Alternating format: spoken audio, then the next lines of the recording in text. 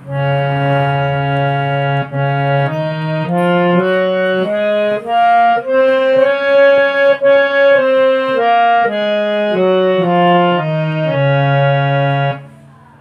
बालमित्रांनो, कसे आहात?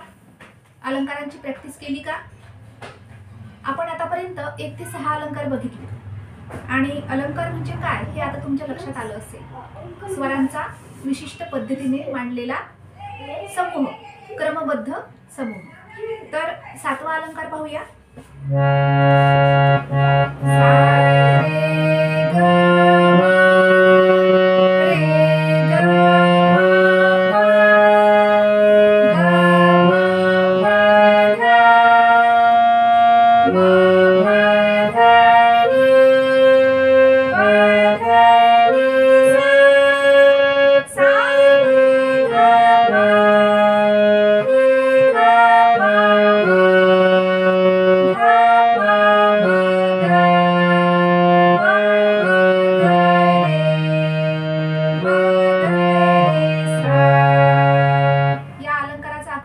आकृतिबंध कसा आहे?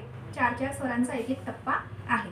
आता पुढील अलंकारामध्ये फक्त आपण एक स्वर जोडणार आहोत. बघा. सा रे ग म प रे ग म प ध ग म प ध नी म प ध नी सा सा ग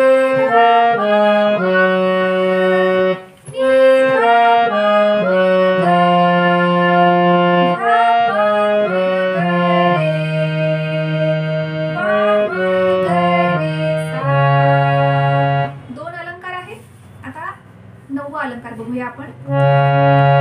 सा सा रे ग रे रे ग म ग ग म प म प ध म प ध नी ध ध नी सा सा नी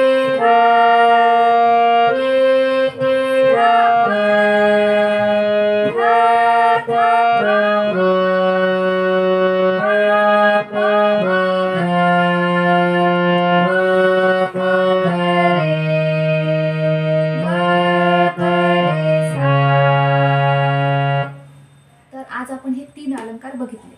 पहिला अलंकार सा रे ग म प अशा पद्धतीने 3-3चा टप्पा आहे.